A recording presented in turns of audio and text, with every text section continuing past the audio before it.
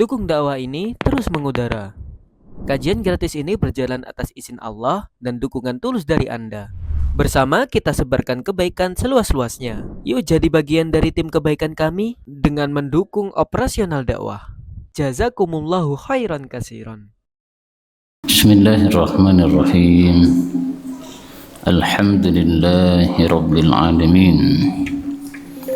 Allahumma salli wa sallim wa barik ala Muhammad wa ala ali Muhammad. Allahumma inna nas'aluka ilman nafi'a wa rizqan thayyiba wa amalan mutaqabbala. Allahumma inna nas'aluka al-khaira kullah wa na'udzu bika minasy syarri kullih. Rabbana taqabbal minna innaka antas samiul alim wa tub 'alaina innaka antat tawwabur rahim. Amin ya rabbal alamin. Alhamdulillah kaum muslimin rahimakumullah. Kita lanjutkan pengajian fikih mazhab Syafi'i dari kitab Ar-Riyadul Badi'ah karya Syekh Muhammad Hasbullah rahimahullahu ta'ala. Dan kita masih membahas tentang rukun-rukun salat. Ada 13 kata beliau. Sudah kita bahas nomor 1 niat, nomor 2 berdiri, nomor 3 takbiratul ihram, dan sekarang kita membahas yang keempat. Beliau mengatakan warrabi, dan rukun yang keempat adalah qiraatul fatihati, membaca surat al-fatihah. Sebagaimana sabda Nabi SAW, setiap salat yang tidak dibaca fatihah padanya maka dia adalah kurang alias tidak sah. Bil basmalati, dengan membaca basmalah. Karena menurut mazhab Syafi'i, bismillah itu termasuk salah satu dari Al-Fatihah. Kalau mazhab Maliki, bismillah tidak wajib karena bukan termasuk dari Al-Fatihah. Fi qiyami, pada waktu berdiri, kulli rak'atin, dari setiap rakaat. Jadi kalau salatnya 2 rakaat ya Fatihahnya 2 kali ya. 4 rakaat ya berarti 4 kali. Wal masbuqu, adapun makmum masbuq yang terlambat, yatahammaluha, maka memikul al-Fatihahnya, anhu, dari si makmum tadi, al-imamu, imamnya. Dengan syarat ingkana, jika adalah imam itu ahlan litahammul, adalah ahli untuk memikul ya. Artinya memang imamnya imam yang sah. Misalnya kita membaca Al-Fatihah baru 2 ayat atau 3 ayat ya. Kemudian imamnya sudah rukuk, kita mau ngejar nggak bisa, maka kekurangannya itu sudah ditanggung oleh si imam ya. Sehingga apa? Tidak harus kita lanjutkan. Ini khusus untuk makmum masbuk ya, maka tidak harus Fatihahnya selesai. Wajibu, dan wajib, tertibul Fatihati, urut Fatihahnya, wa muwalatuha, dan juga muwalatnya. Muwalat itu berkesinambungan. Wa tajwidu, dan mentajwidkan hurufiha, huruf-hurufnya. Jadi Fatihahnya harus urut, ayat 1, ayat 2, ayat 3, ayat 4, ayat 5, nggak boleh dibolak-balik. Kemudian harus mualat, berkesinambungan, artinya ayat 1 selesai, ayat 2. Adapun kalau berhenti setengah jam baru dilanjutkan, tidak sah. Kemudian hurufnya harus ditajwidkan, karena kalau tidak ditajwidkan maka bisa merubah makna. Misalnya an'amtu, an'amtu, atau an'amtu menjadi an'amta.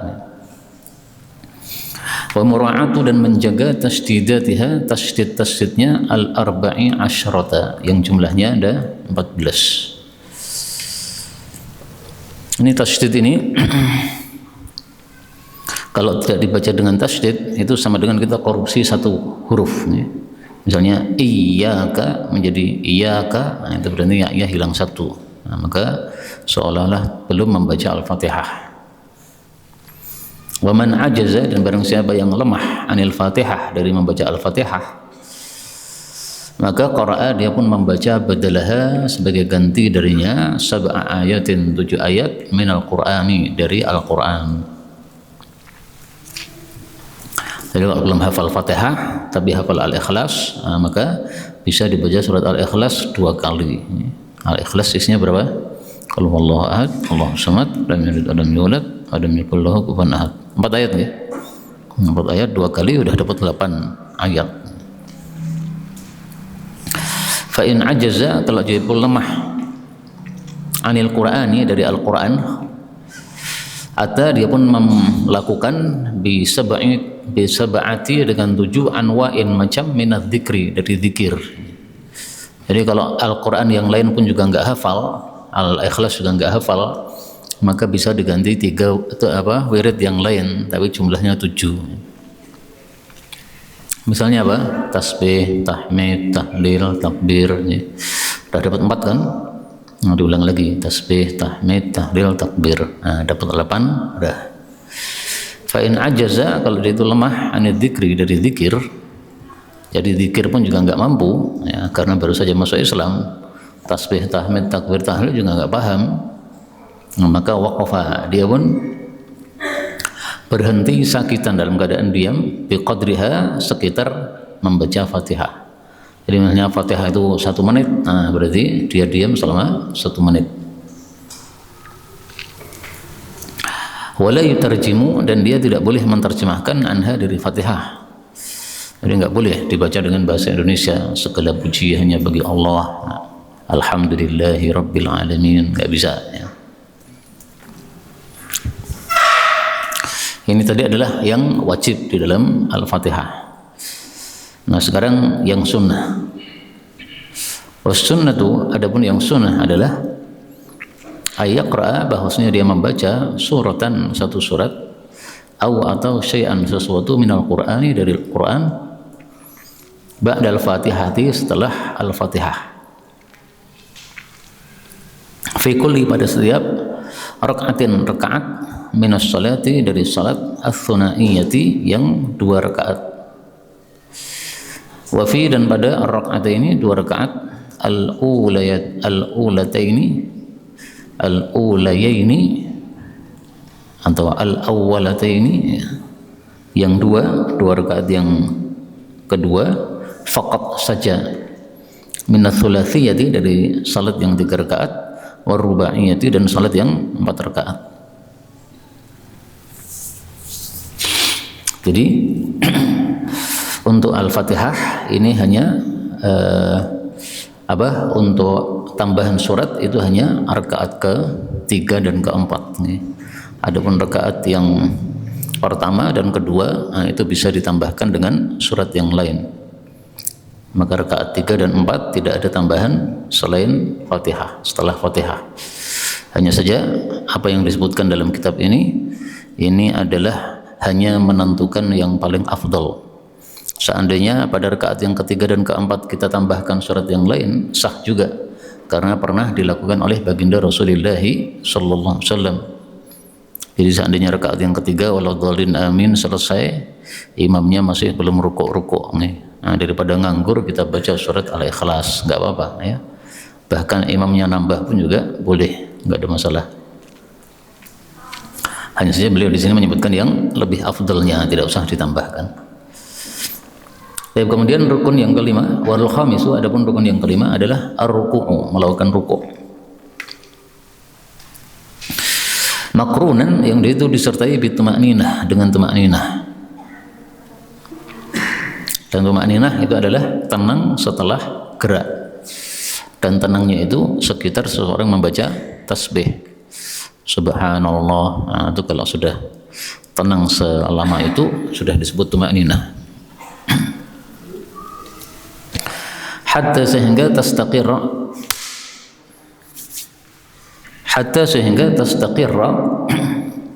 menetaplah al-a'da'u, anggota-anggota tubuh, artinya sudah tidak ada gerakan lagi. Wal wajibu, dan yang wajib fihi, di dalam rukuk itu adalah ayyan hanya, bahwasanya dia itu membungkuk. Ini bisa dirubah nggak? Panas ya Pak? Sama banyak ini nyamuknya.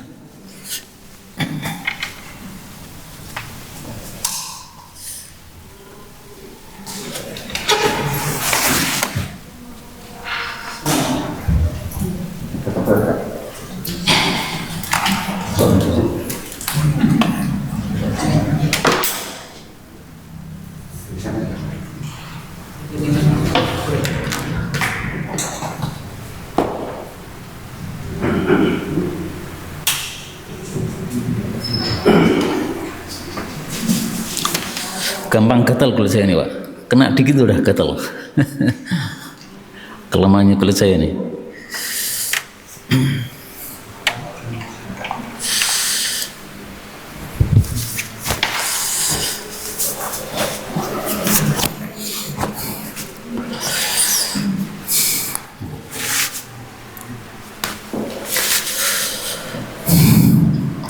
Wal khamisu, yang kelima adalah ar-ruku', melakukan ruku' makrunan yang disertai bitumakninah, dengan tumakninah, hatta sehingga tastaqirra, menetaplah al-a'da'u, anggota-anggota tubuh kita. Wal wajib, dan yang wajib adalah fihi, di dalam ruku' ayyan haniya, bahwasanya seseorang itu membungkuk ba'dal fatihati, setelah al-fatihah, hatta tafsila, sehingga sampailah kaffahu, kedua telapak tangannya, ila rukbadaihi, kepada kedua lututnya. Ingkana, jika adalah dia itu mu'tadila, orang yang sempurna, al khilqati, bentuk tubuhnya. Ya, jadi minimal rukuk itu adalah membungkuk sampai kedua telapak tangan kita ini sampai pada lutut. Kalau kita membungkuk dan telapak tangan kita sampai pada lutut, itu posisi tubuh kita itu masih belum lurus membungkuknya, tapi itu sudah sah. Tapi kalau telapak tangannya ini masih belum sampai lutut, tapi baru sampai paha, nah ini belum sah menurut beliau, ya. Misalnya begini, nah sepertinya belum sah. Kalau begini udah sah, padahal belum lurus ya. Nah, lebih bagusnya kalau sampai, tapi seandainya begini sah.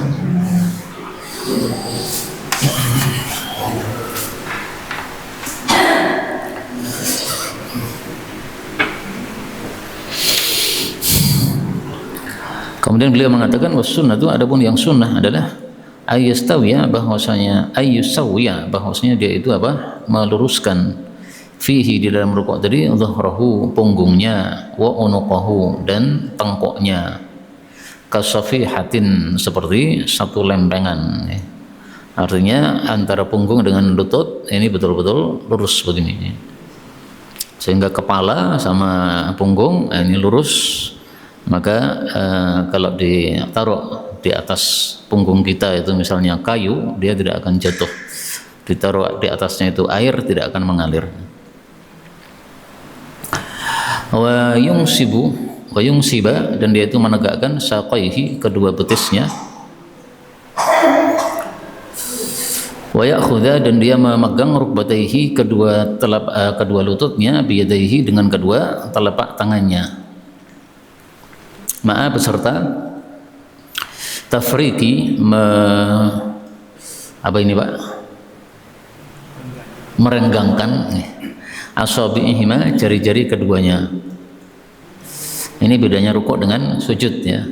Kalau rukuk itu direnggangkan, tujuannya supaya tangan ini betul-betul menancap pada lutut sehingga tidak akan jatuh, tidak akan meleset.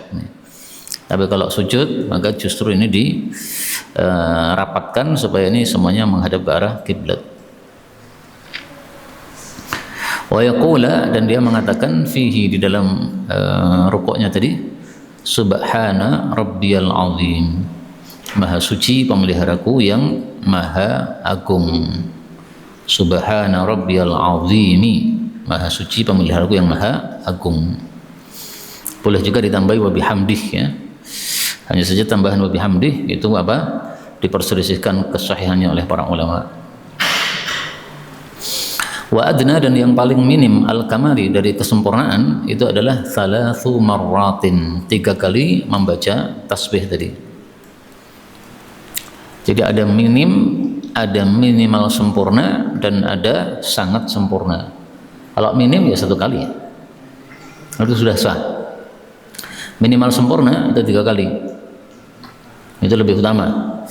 Yang maksimal atau sempurna betul-betul itu sampai 10 kali. Nah, kalau kita udah biasa mengimami orang-orang yang biasanya sholatnya lama, nah silahkan 10 kali. Tapi kalau mengimami orang-orang awam yang belum biasa lama, mending kita 5 kali saja. Kemudian wasadis, yang keenam adalah al-i'tidalu, melakukan i'tidal, yaitu setelah ruku'.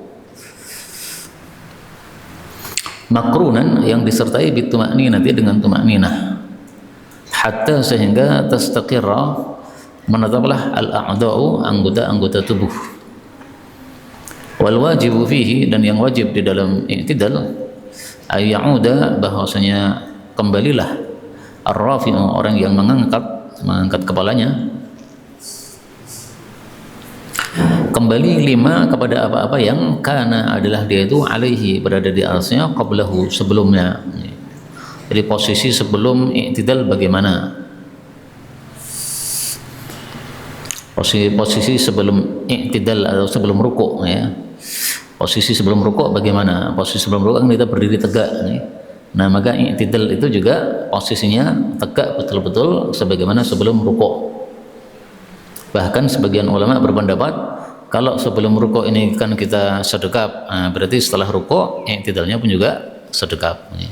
Dari kata-kata ini, rimakana alaihi qablahu, posisi dia sebelumnya bagaimana, kembali lagi.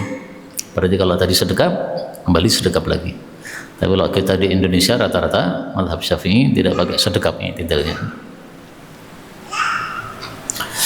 Wasunnah itu yang sesuai sunnah, ayyakula, bahwasanya dia mengatakan fi hali raf'ihi, pada kondisi mengangkat kepala, minar ruku'i, dari ruku', yaitu mengucapkan sami Allahu liman hamidah, semoga Allah mendengar maksudnya menerima, liman hamidah, bagi orang yang memuji Allah subhanahu wa ta'ala.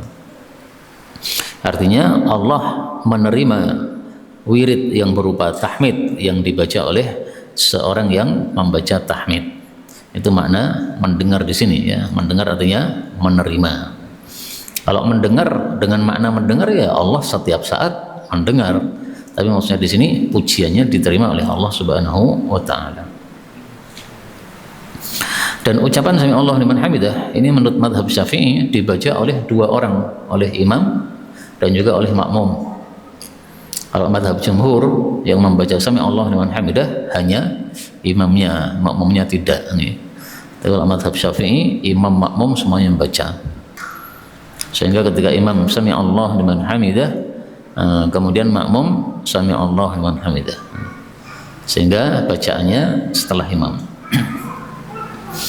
Fa'idha, maka apabila i'tadala, dia sudah lurus, qala, dia pun mengucapkan Rabbana lakal hamdu, wahai pemelihara kami, hanya bagimulah segala pujian. Dan ucapan ini disebut ucapan tahmid. Dan ucapan tahmid itu ada 4 macam. Rabbana lakal hamdu, seperti ini, atau ditambahi wawu, Rabbana walakal hamdu juga boleh, atau ditambahi Allahumma Rabbana lakal hamdu juga boleh, terus ditambahi wawu Allahumma Rabbana walakal hamdu. Nah, jadi yang 4 macam, ini semuanya sahih. Kemudian wa ayyaknuta, bahwasanya dia melakukan kunut fi i'tidali ar-rak'atil akhirah, pada waktu i'tidal dari rakaat yang terakhir, minas subhi, dari salat subuh, kulla yaumin, setiap hari. Jadi kunut subuh ini dilakukannya setiap hari, tidak hanya di bulan Ramadan. Kalau kunut witir itu hanya di bulan Ramadan. Kunut subuh ini setiap pagi, kata beliau, kata mazhab Syafi'i. Nah, kok kita tidak pernah melakukan, ya karena kita mengikuti mazhab yang tidak melakukannya. Ada madhab Syafi'i, ada madhab Maliki, ini yang pakai kunut subuh. Ada madhab Hambali, ada madhab Hanafi, ini yang tidak pakai kunut subuh. Nah, guru-guru kita rata-rata itu pakai madhab Hambali dan Hanafi dalam bab ini, yaitu tidak ada kunut subuhnya. Sehingga kalau ada yang pakai kunut subuh, nggak usah dilarang, Pak, biar aja. Itu juga ada dalilnya. Kemudian wa minal witri, adapun dari salat witir, maka itu adalah finis fitsani, itu kunutnya pada separuh yang terakhir min Ramadan, dari bulan Ramadan. Artinya mulai tanggal 16 Ramadan sampai tanggal 30 Ramadan itu baru ada kunut witir. Sehingga tanggal 1 sampai tanggal 15 tidak ada kunut witir. Tapi ini madhab Syafi'i ya. Kalau madhab Hanafi itu kunut witirnya setiap malam. Bahkan tidak hanya di bulan Ramadan, sepanjang tahun itu bisa kunut witir.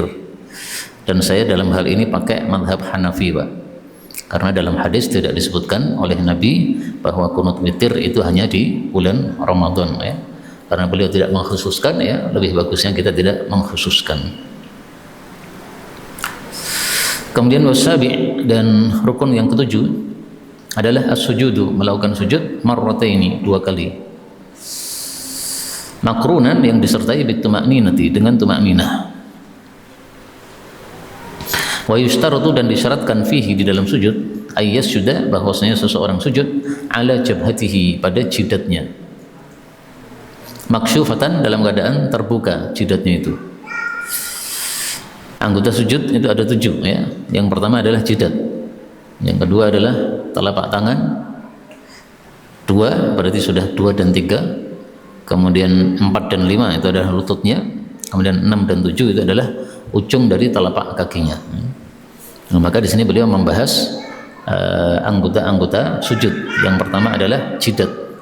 Nah, untuk jidat ini harus maksyufah, harus terbuka. Sehingga kalau tertutupi oleh peci begini, nah ini dalam mazhab Syafi'i tidak sah. Ini harus dibuka ini, Pak. Ibu-ibu juga begitu. Kalau dia pakai jilbab ya, kemudian tertutupi sininya, kemudian ketika sujud itu malah kena jilbabnya, nah ini belum sah salatnya. Ini kalau mazhab Syafi'i ya. Tapi kalau mazhab jumhur ini tidak harus terbuka. Terbuka itu hanya sunnah. Ibnu Abbas kalau sujud itu sujudnya di jidatnya ini masih tertutupi oleh sorban, Pak. Nah, sehingga perbuatan Ibnu Abbas itu menunjukkan bahwa tidak harus terbuka. Kalau memang terbuka ya lebih afdal ya, karena berarti mengenai tanah langsung sebagaimana yang dilakukan oleh Nabi sallallahu alaihi wasallam. Tapi itu bukan satu keharusan ya. Sebagaimana apa? Telapak tangan, apakah harus terbuka? Enggak. Seandainya seorang perempuan pakai kaos tangan ya, kemudian sujud begini, sah tidak? Sah. Lutut apakah harus terbuka? Enggak juga ya. Maka tertutupi oleh celana kita masih sah. Kemudian jari kaki, kalau pakai kaos kaki gimana? Sah ya. Nah, maka sebagaimana yang lain-lain itu boleh tertutupi, maka jidat pun juga boleh tertutupi menurut mazhab jumhur. Kemudian beliau mengatakan wa ala rukbatayhi, dan di atas kedua lututnya, wa ala juz'in, dan atas satu bagian min butuni, dari bagian dalam yadaihi, kedua telapak tangannya. Ini bagian dalamnya sini nih harus menempel. Wa juz'in, dan satu bagian min butuni, dari bagian dalam asabi'i, jari-jari qadamaihi, kedua telapak kakinya. Nah, maka kedua telapak kaki ini jari-jarinya ditekuk ketika sujud ya, supaya yang menempel itu adalah bagian dalamnya ini, menempel ke ini. Nah, bagaimana kalau tidak ditekuk tapi hanya ngawang begini, hanya lurus begini? Nah, ini masih sah, Pak, karena bagian ujung ini ini juga termasuk bagian dalam ya. Maka bagian dalamnya sini sama ini ya, ini juga masih termasuk bagian dalam. Kalau ini yang bagian luar. Wa ayyarfa'a, dan bahwasanya dia mengangkat asafilahu, bagian-bagian bawah tubuhnya, ala atas a'alihi, bagian-bagian atas tubuhnya. Artinya harus jempalik begini, pantatnya itu naik, kepalanya itu turun ya. Seandainya seseorang itu sujudnya teleser begini, ini belum sah ya. Jadi orang sakit kemudian sujudnya teleser sambil tidur tengkurap, ini tidak sah ya. Harus badannya naik gini, sehingga bagian bawah yaitu pantat naik dari bagian kepala. Wa ayatathaqala, dan bahwasanya dia itu memberatkan bi ra'sihi terhadap kepalanya, hatta yuhissa, sehingga dia itu merasakan bisaqli, ada berat. Jadi tidak boleh kepalanya ini ditahan sehingga tidak terasa nempel ke tanah. Untuk menggambarkan kepalanya ini sudah nempel dengan berat, itu adalah dibayangkan kalau ada kapas, kemudian kapas itu di bawah jidat kita, kapasnya kempes. Nah, itu berarti sudah sah. Tapi seandainya kapasnya itu masih utuh, padahal kapas itu sesuatu yang sangat empuk, ya, nah, maka seperti ini sujudnya belum sah. Atau misalnya ada gandum, ya. Nah, gandum kemudian kita sujudi di atasnya, maka gandumnya itu harus berpindah atau sudah tidak munjung lagi, ya, karena gandum itu kalau ditekan begini dia akan berpindah, ya. Sehingga kalau hanya ngawang, ya, seolah-olah nempel tapi tangannya malah yang bertekanan, kepalanya tidak bertekanan, nah, itu masih belum sah. Maka harus sampai terasa berat, yaitu sampai nempel. Kemudian wasunnatu, dan sunnahnya adalah ayat sudah bahwasanya seseorang sujud ala anfihi, pada hidungnya. Nah, hidung ini sunnah, tidak wajib. Yang wajib hanyalah jidatnya saja. Dan ini pendapat mayoritas ulama. Tapi meskipun demikian, paling bagusnya kita kalau sujud selalu tempelkan juga hidungnya. Karena Rasulullah ketika mengatakan jidat itu sambil nunjuk hidung. Seolah-olah beliau mengatakan ketika kamu tempelkan jidatmu ketika sujud, maka tempelkan juga hidung. Wa yaqula, dan dia mengatakan fi sujudihi, dalam sujudnya, subhana rabbiyal a'la, maha suci pemeliharaku yang maha tinggi, wa bihamdih, dan dengan memujinya. Nah, tambahan wa bihamdih ini sama dengan tadi, ya, ada yang mendhaifkan, ada yang mensahihkan. Kita mengikuti yang mensahihkan enggak apa-apa, ya. Wa adnal kamal, dan yang paling minim dari kesempurnaan itu adalah thalathun, diulang 3 kali. Wa ayyukthira, dan bahwasanya dia memperbanyak fihi, di dalam sujud, minad du'ai, dari doa kepada Allah Subhanahu wa ta'ala. Jadi sunahnya sujud itu adalah memperbanyak doa. Doanya apa? Bebas. Doa dari Quran boleh. Yang penting ketika kita membaca doa tadi, jangan meniatkan baca Quran. Karena kalau meniatkan membaca Quran dilarang oleh Nabi sallallahu alaihi wasallam. Misalnya ketika sujud, Rabbi zidni ilma, enggak apa-apa. Kalau niatan saya membaca surat Taha, enggak boleh. Niatan saya itu membaca doa. Rabbana atina fid dunya hasanah wa fil akhirati hasanah wa qina adzabannar, pas sujud boleh. Diperbanyak doanya, Pak. Karena itu teori saya, kalau sujud itu tasbihnya cuma 1 kali, Pak. Yang 5 kali doa, ya. Subhana rabbiyal a'la 1, ya. Rabbi zidni ilma, Rabbi zidni ilma, Rabbi zidni ilma, Rabbi zidni ilma, ya. Itu saya lagi. Kalau panjenengan bagaimana terserah, ya. Yang penting memperbanyak sujud ini, doa dalam sujud ini adalah sunnah.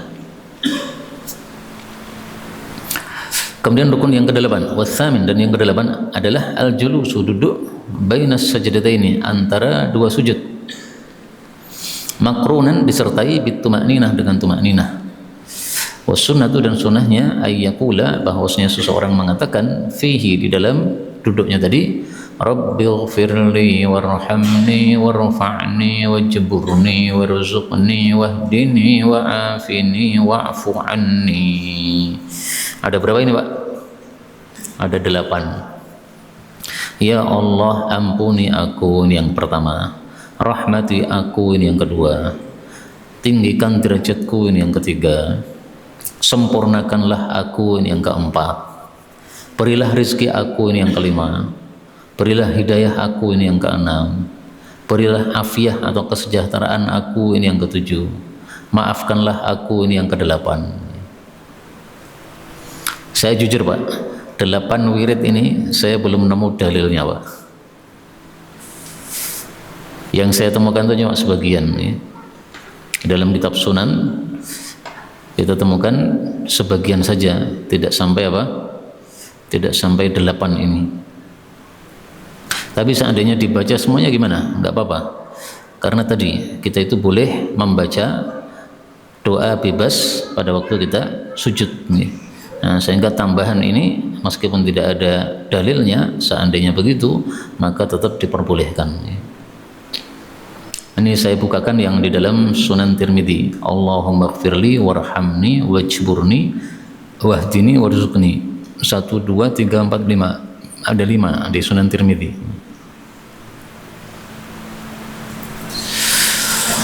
Kalau yang di Ibnu Majah itu levelnya rabbighfirli warhamni wajburni warzuqni warfa'ni. Nah, maka dalam Ibnu Majah ada tambahan warfa'ni, berarti 5 tambah 1 6. Nah, berarti yang saya belum menemukan itu adalah nomor 7 dan nomor 8, wa'afini wa'fu anni. Ini saya belum nemu.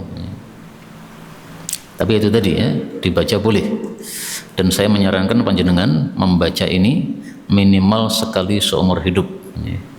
Misalnya belum pernah baca 8 ini ya, maka silahkan nanti dipraktekkan membaca 8 ini. Wah, saya belum hafal 8 ini, pakai baca nggak apa-apa Pak. Ketika salat sunnah ya, ketika salat sunnah, buku ini ditaruh di samping begini, ketika duduk kemudian membaca wirid ini sampai 8 wirid. Kemudian watasi, adapun yang ke-9 adalah al-julusul akhiru, duduk yang terakhir. Alladhi, yang yusallimu, dia itu salam akibahu, setelah duduk tersebut, ghaliban, biasanya, yaitu maksudnya apa? Tahiyat akhir. Nah, kok dikatakan ghaliban, biasanya gimana? Ya karena kadang-kadang seseorang itu duduk terakhir tapi tidak salam, misalnya mau masbuk, sudah duduk terakhir bersama imam, tapi imamnya salam, dia masih melanjutkan. Atau kadang-kadang kita itu sudah duduk terakhir tapi tidak langsung salam, misalnya apa? Misalnya karena sujud sahwi dulu, maka sebelum salam kita sujud sahwi dulu, tapi pokoknya itu adalah duduk yang terakhir. Wal ashir, dan yang ke-10 adalah qiraatu, membaca at-tasyahhudi, bacaan tasyahud, fi hadzal julusi, pada duduk yang terakhir ini. Wa huwa, dan bacaan tasyahud itu adalah at-tahiyyatu, bacaan at-tahiyyatu lillah, ila, sampai kepada bacaan wa asyhadu, dan aku bersaksi, anna Muhammadan, bahwasanya Nabi Muhammad adalah Rasulullah, utusan Allah Subhanahu wa taala. Nah, bacaan tasyahud itu sampai di situ saja. Meskipun ya orang-orang menyebutnya duduknya ini adalah duduk tasyahud, dari awal sampai akhir bacaannya macam-macam, disebut sebagai duduk tasyahud. Tapi sebenarnya yang disebut tasyahud itu sampai itu tadi saja. Wa asyhadu anna Muhammadan abduhu wa rasuluh, itu saja. Sehingga isinya tasyahud itu apa?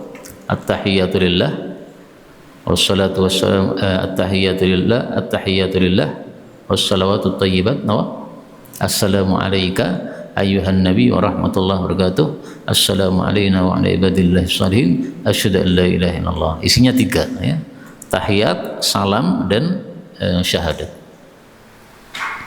Wal hadi asyar, adapun rukun yang ke-11 adalah as-salatu, membaca salawat ala nabi, kepada Nabi Muhammad sallallahu alaihi wasallam. Fi hadzal julusi, pada duduk ini, aidan juga, ba'da, setelah qiraati, membaca at-tasyahhudi, bacaan tasyahud. Wa aqalluha, dan paling minimnya bacaan salawat itu adalah Allahumma, ya Allah, sholli, berikanlah salawat, ala Muhammadin, kepada Nabi Muhammad. Ini paling minim ya. Sehingga kalau panjenengan misalnya sholat kebelet, buang angin ya, daripada nanti betul-betul buang angin, maka salawat langsung salam, sah.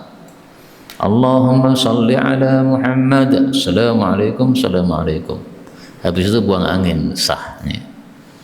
Kok tumben Pak salamnya cepet men, aku urung rampung loh, aku sholat sholat buang angin nih, nggak apa-apa nih. Sesekali nih, kalau dibiasakan ya kurang bagus, karena paling bagus itu kita membaca yang sempurna. Wa akmaluha, dan yang paling sempurnanya adalah madhkurun, disebutkan fil mutawwalat, pada kitab-kitab yang panjang. yaitu salawat yang disebut salawat Ibrahimiyah yang biasa kita baca itu.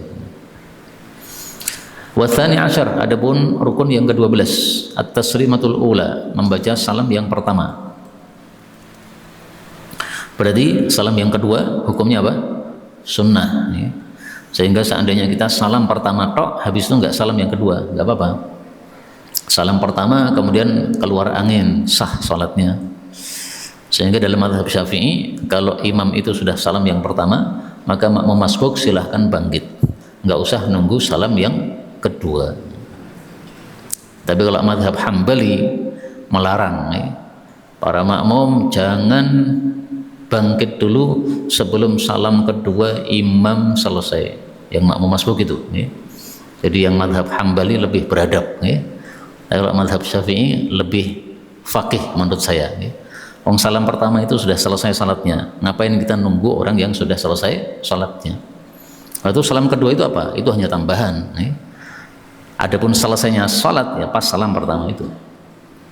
Sehingga ketika salam pertama selesai sudah tidak ada kewajiban-kewajiban salat padanya, sehingga dia kentut pun juga sudah sah salatnya.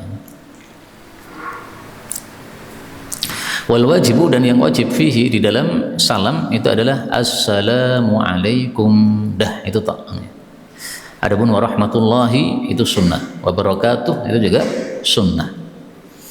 Was sunnatu, dan yang sunnah adalah ayyazida, bahwasanya dia menambahkan warahmatullahi. Kok wabarakatuh kok enggak disebutkan, ya. Karena sebagian ulama itu berpendapat bahwa wabarakatuh itu tidak sahih, tapi sebenarnya kita temukan dalil yang menunjukkan dia itu sahih, sebagaimana diriwayatkan oleh Abu Dawud.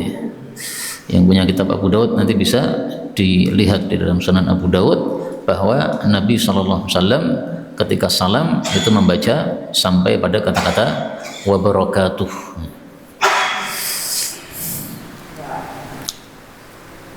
Wa ayyusallimaha, dan bahwasanya dia itu salam alal yamini, ke arah kanan. Wa ayyusallima, dan bahwasanya dia itu salam ba'daha, setelahnya, taslimatan thaniyatan, salam lagi yang kedua, ala shimali, ke arah kiri. Itu kalau salamnya dua kali, Pak, ke arah kanan dan ke arah kiri. Tapi kalau salamnya satu kali, maka cukup menolehnya itu sedikit. Tapi kalau salamnya dua kali, maka menolehnya banyak, sampai pipinya ini terlihat dari belakang kita. Wa ayyal tafita, dan bahwasanya dia itu menoleh ma'a kulli taslimatin, bersama setiap salam, ila jihatiha, kepada arahnya. Arahnya maksudnya gimana? Yaitu kalau kanan ya arah kanan, kalau kiri ya arah kiri. Jadi sambil ke kanan itu sambil menoleh sampai terlihat pipinya ini. Kemudian rukun yang terakhir, watsalits asyar, dan rukun yang ke-13 adalah tartibul arkan, urutnya rukun-rukun, ala hadzal wajh, atas wajah ini atau atas urutan ini, al-madhkuri, yang sudah disebutkan tadi, dari nomor 1 sampai dengan nomor 13. Sehingga kalau dibolak-balik, nah itu tidak sah karena harus urut. Sampai di sini sudah selesai rukun-rukun salat yang 13. Sebelum kita masuk pada sunnah-sunnah, maka barangkali ada pembahasan, dipersilahkan. Monggo, Pak.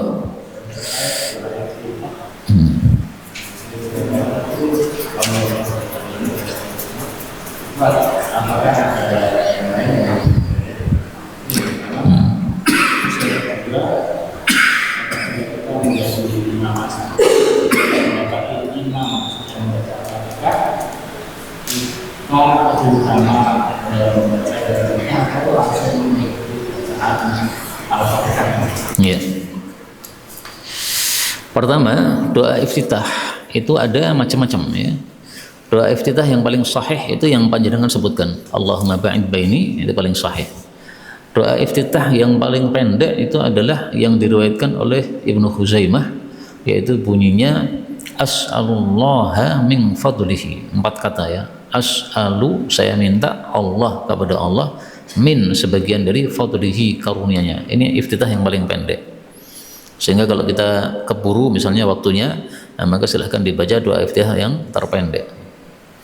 Kemudian doa iftitah yang sangat indah sekali itu adalah yang menyebabkan para malaikat bersegera untuk menulisnya. Demikian juga yang menyebabkan pintu langit dibuka oleh Allah Subhanahu wa taala gara-gara doa iftitah kita, yaitu yang diriwayatkan oleh Imam Muslim, yaitu ketika setelah takbiratul ihram ya, maka kita tambahkan 3 tasbih, 3 wirid nih. Allahu akbar kabira walhamdulillahi katsira wa subhanallahi bukratan wa asila. Takbirnya udah ya, Allahu akbar, nah, tambah takbir lagi, Allahu akbar kabira walhamdulillahi katsira wa subhanallahi bukratan wa asila. Kata Nabi, gara-gara orang membaca wirid ini pada waktu doa iftitah, maka dibuka pintu langit oleh Allah. Nah, kalau pintu langit sudah dibuka, ini doanya mudah mustajab. Sehingga ini sangat-sangat disarankan. Ibnu Umar saja ketika mendengar sabda Nabi ini, dia mengatakan, sampai hari ini sejak mendengar sabda Nabi tadi, saya tidak pernah meninggalkan doa iftitah yang model ini. Dan ini bisa kita gonta-ganti ya. Misalnya kadang-kadang doa iftitah yang paling sahih tadi, kadang-kadang doa iftitah yang menyebabkan pintu langit dibuka dan seterusnya. Adapun kalau makmum masbuk, kemudian imamnya sudah memulai Fatihah, apakah lebih bagusnya itu Fatihah langsung kita ini, ataukah sebaiknya kita doa iftitah? Allah mengatakan, idza quri'al Qur'an fastami'u. Kalau dibacakan Quran, yaitu dalam salat, hendaklah kita mendengarkan. Karena itu paling bagus ketika imam sudah Fatihah, kita langsung Fatihah saja. Karena kalau kita sibuk membaca iftitah, akhirnya kita tidak bisa mendengarkan bacaan imam. Kalau kita mengikuti Fatihah dia, kita bisa mendengarkan Fatihah dia sambil kita membaca. Alhamdulillahirabbil alamin, kita dengarkan, kemudian kita baca Alhamdulillahirabbil alamin. Ar-Rahmanir Rahim, kita dengarkan, kemudian kita baca Ar-Rahmanir Rahim gitu. Ada lagi pembahasan barangkali? Enggak, Pak? Disebutkan kita nempel sunnah. Nempel apanya? Nempel apanya? Hidung, nggih. Bagaimana kalau dalam yang nempel mukjizatnya? Dia pakai celana, dia melihat ke belakang. Membakar pun enggak. Iya. Karena hidung ini cuma sunnah. Sehingga ketika orang sujudnya itu menukik begini, hanya bagian ujungnya jidat menempel dan dia melihat ke belakang, masih sah Pak salahnya Pak. Hanya pahalanya berkurang. Pahalanya berkurang kenapa? Karena dia tidak melakukan perintah Nabi untuk menempelkan hidung pada tanah. Jadi gini, semakin sholat kita itu sempurna, semakin pahalanya sempurna. Semakin sholatnya tidak sempurna, semakin pahalanya berkurang. Jadi orang yang seperti itu tadi, itu sholatnya sudah sah, tidak usah mengulangi, tidak usah. Tapi dia merugikan diri sendiri. Yang lain-lainnya dapat pahala sempurna, dia pahalanya kurang sempurna. Dan memang masalah ini ada 3 pendapat ya. Pendapat pertama, yang wajib hanyalah jidat. Ini pendapat mayoritas ulama. Hidungnya ini sunnah. Pendapat yang kedua, bahwasanya dua-duanya wajib. Sehingga kalau tidak menempelkan hidung, ini tidak sah. Ini sebagian kecil ulama. Sebagian lagi berpendapat yang wajib salah satunya. Artinya kalau sudah nempel hidungnya, jidatnya nggak wajib nempel. Kalau sudah nempel jidatnya, maka hidungnya tidak wajib nempel. Tapi pendapat ini saya tidak menyukai pendapat seperti itu ya. Karena untuk menentukan begitu itu adalah harus ada dalil yang sangat jelas. Wallahu a'lam bishawab. Ada lagi mungkin pembahasan? Monggo Pak. Dalam sholat jamaah yang si makmum tidak boleh mendahului imam itu yang maksudnya apakah tentang bacaannya atau gerakannya? Iya, makmum tidak boleh mendahului imam, makmum tidak boleh menyelisih imam. Ya, 2 hal ini dalam bab gerakan. Jadi kalau bacaan nggak apa-apa. Ya. Jadi misalnya kita sudah baca doa iftitah, imamnya belum selesai baca doa iftitah, kemudian kita dului baca Fatihah sampai selesai, baru imam baca Fatihah, nggak apa-apa. Jadi Fatihah kita tidak harus setelah Fatihahnya imam. Kemudian bacaan aminnya itu ketika kita mendahului imam. Ya, kalau bacaan amin kita membaca setelah Fatihah kita selesai karena imamnya tidak segera membaca, ya nggak apa-apa. Karena kita aminnya itu adalah amin untuk Fatihah kita. Waladhdallin kan sudah selesai doa kan, amin. Tapi nanti ketika imamnya sudah membaca Fatihah, kemudian dia baca amin, kita juga membaca amin lagi. Jadi aminnya 2 kali ya. Amin karena Fatihah kita sudah selesai, amin karena imamnya membaca amin. Kalau imamnya tidak segera membaca Fatihah, itu kita jangan diam, Mbak. Karena kadang-kadang itu imamnya diam, ternyata dia itu lupa. Seperti saya pernah ya, ngimami sholat Isya. Kemudian rakaat yang kedua itu saya tidak membaca dengan jahar. Nah, makmum saya itu sadar, loh ini kok enggak segera baca ya. Padahal mestinya kan segera baca ya. Maka dia mengeraskan Maliki Yaumiddin ya. Nah, saya baru sadar, oh iya ini mestinya ini kan rakaat kedua salat Isya itu ada dengan jahar ya. Nah, seandainya saya tidak jahar sampai selesai bacaan, sementara panjenengan menang tok, akhirnya saya rukuk, panjenengan belum baca apa-apa. Nah, sehingga kalau imamnya nggak segera baca, silahkan panjenengan baca, nggak apa-apa. Jadi ringkasnya, yang tidak boleh menyelisih imam itu adalah perkara-perkara yang dohir, yang tampak. Imamnya rukuk, kalau kita tidak rukuk ini kan tampak sekali. Imamnya sujud, kita malah berdiri, tampak, ketok, itu enggak boleh. Tapi kalau yang tidak tampak, enggak apa-apa. Atau yang hay'ah, enggak apa-apa. Misalnya gini, imamnya kunut, dia mengangkat tangan. Kemudian kita juga kunut, tapi kita tidak mengangkat tangan, enggak ada masalah. Karena gerakannya sudah sama, yaitu imamnya berdiri, kita berdiri. Adapun mengangkat tangan ini hanya hay'ah. Hay'ah itu suatu kondisi. Kondisinya imam mengangkat tangan itu namanya hay'ah. Demikian juga misalnya imamnya sami Allah liman hamidah sedekap. Nah, sementara kita sami Allah liman hamidahnya dilepas, enggak apa-apa. Atau misalnya imamnya salat subuh rakaat yang kedua tahiyatnya itu duduknya iftirash karena dia mazhabnya Hambali.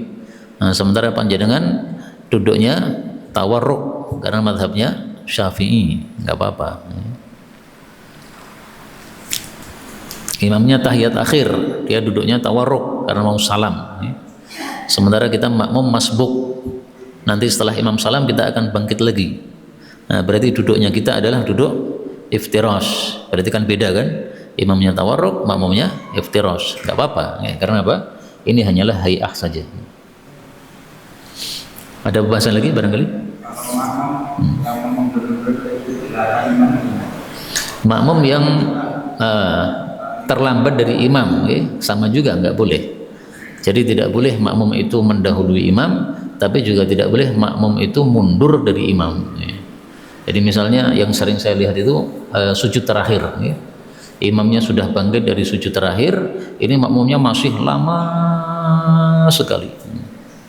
Itu kebodohannya 2. Kebodohan pertama, dia tidak ngikuti imam, padahal disuruh ngikuti imam.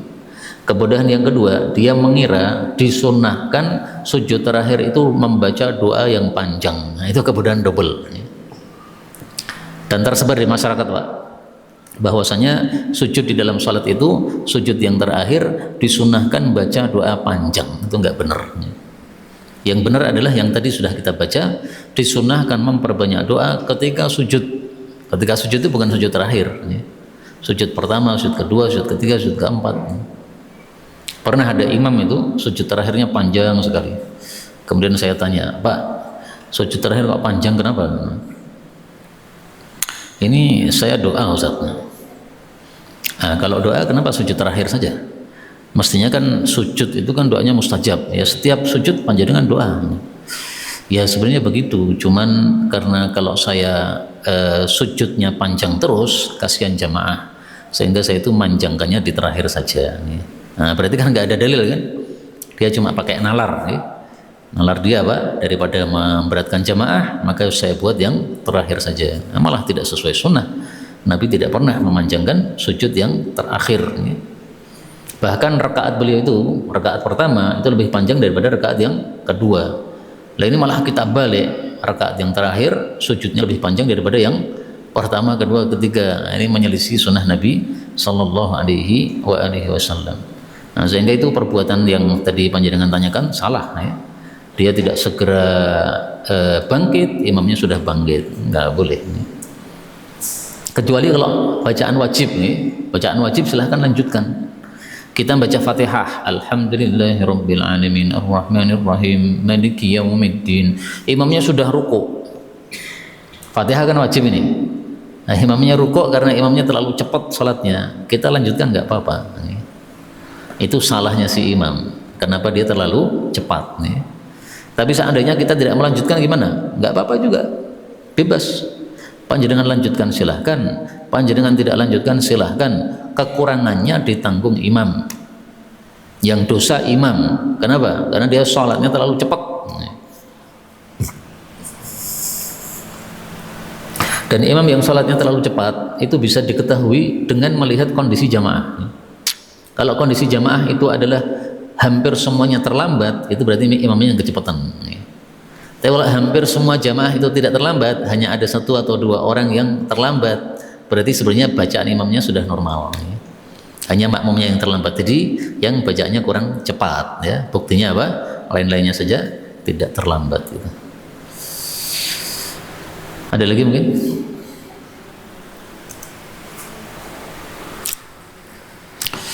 Ini mohon maaf agak sakit lidahnya, jadi ngomongnya kurang enak nih.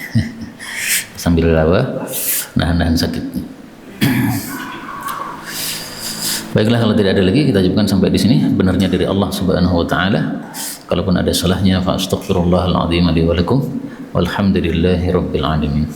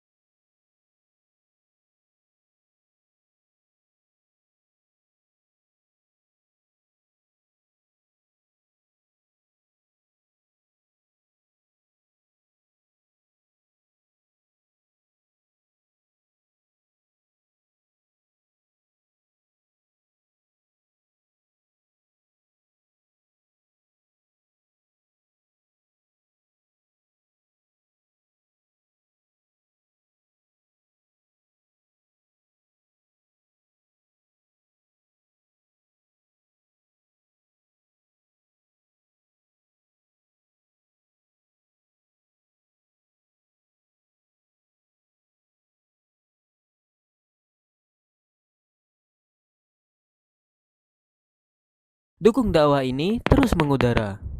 Kajian gratis ini berjalan atas izin Allah dan dukungan tulus dari Anda. Bersama kita sebarkan kebaikan seluas-luasnya. Yuk jadi bagian dari tim kebaikan kami dengan mendukung operasional dakwah. Jazakumullahu khairan kasiron.